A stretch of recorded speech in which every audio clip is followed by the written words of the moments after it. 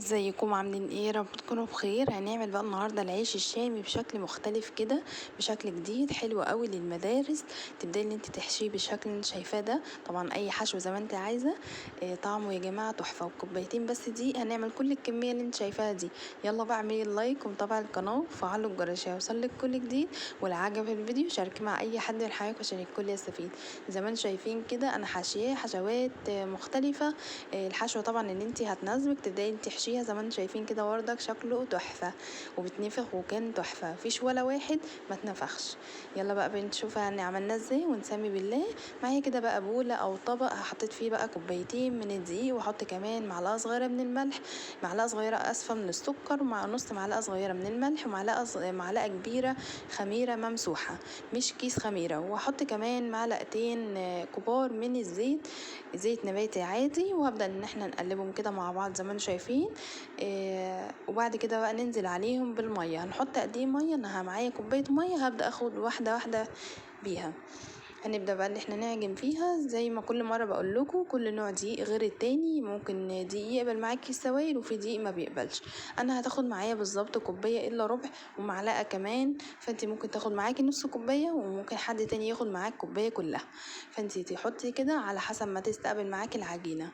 العجينة ملمسها بيكون طري زي ما انتم شايفين كده، مش قاسية ومش طرية قوي يعني بتلزق حاجة خفيفة جدا. هنبدأ بقى ان احنا ناخدها على الرخامة كده، حطيت رشة كده من الدقيق وخدتها بقى كده على الرخامة، بدأت ان انا افردها كده واتنيها لحد ما تبقى معاكي بالشكل اللي انت شايفاه ده، ملمس كده ناعم. همسكها بقى ان انا اقطعها، هعملها كويرات كده. يعني قطعت معايا سبع ترغيفة. لو انت حبيتي الرغيف يبقى اكبر هتعمليه بقى على حسب ما انت عايزة، كبير وصغير براحتك خالص. يعني ممكن تعمليه على 8، ممكن تعمليه على 5، اللي انت بقى عايزاه تحبيه اعمليه. زي ما انتم شايفين كده بدأت امسك كل واحدة اقفلها كده كويس جدا، اعملها كده مبططة وما تخليش فيها اي حتة تطلع، وهاخدها بقى على الرخامة واعملها كده شكل مطول كده عشان لما اجي افردها تطلع معايا شكل الرغيف زي ما انتم شفتوه في بداية الفيديو. عايزة اقولك بقى كان بجد حلو قوي. لو انت بقى ما حبيتيش فكرة العيش المطول ده، بس والله فكرته حلوة وحلو قوي للحشو للاطفال. عايز تعمليه مدور ما فيش اي مشكلة، هتمشي بنفس الخطوات بالظبط، بس تعملي الكورة تكون مدورة نفس الشكل اللي انت شايفاه ده كده بالظبط، وتعمليه عادي. بس في الحالة دي هتصغري حجم الكور شوية. وبعد كده بقى بدأت حطيته بقى في طبق، رشة كده من الدقيق حطيته في الطبق واسيبه واغطيه بقى كويس جدا، واسيبه بقى يخمر لمدة بالظبط مش هيكمل معاكي 10 دقايق يبقى بالشكل اللي شايفاه ده. هاخدهم بقى تاني كده على الرخامة، حطيت رشة كده من الدقيق برضك، رشة بسيطة جدا، وبدأت ان افرده من النص للحروف يعني، وما تاخديش بالطول وبالعرض، احنا هنعمل بالطول بس عشان مش عايزاه ياخد شكل الدوران. زي ما انتم شايفين كده ده السمك اللي بيكون عليه العيش، وده سمكه مظبوط جدا. بدأت ان اوريكم بس واحد تاني عشان خاطر ربما ما يكونش حد خد باله، او حد ممكن اول مرة يشوف الفيديو العيش، طريقة العيش وكده. نسخن بقى، نجيب كده بقى طاسة، يا ريت تفضل ما يكونش بتلزق، ومش عايزين نقطة زيت خالص يعني من غير زيت خالص.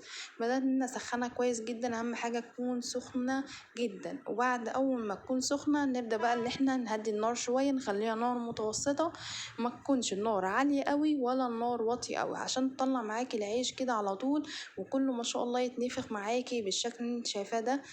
بسم الله ما شاء الله كله كان بيتنفخ. ليه الواحد بيفرح لما طبعا العيش بينفخ؟ عشان خاطر يبقى من جوه مفرغ، ما يكونش لازق كده عشان تعرفي طبعا تحشيه. طبعا بقى بعد ما نعمله اهم حاجه ان انت تغطيه باول ما يطلع، تغطيه لان هو من الحاجات اللي بتنشف بسرعه جدا، فتغطيه اول ما يطلع. وطبعا لو انت هتفرزيه بقى للمدارس هتبداي بقى ان انت تعبيه على طول في اكياس وتشيليه في الفريزر، واول قبل ما تيجي بقى تطلعيه تروحي مطلعاه بقى وتقدميه بقى خلاص عادي. زي ما انتم شايفين كده حبيت ان انا اوريكم يعني بالحشو عامل ازاي. طبعا الحشو ده بقى بتاعك اللي انت عايزاه احشيه. ويا رب يكون فيديو حلو وخفيف عليكم. السلام عليكم ورحمه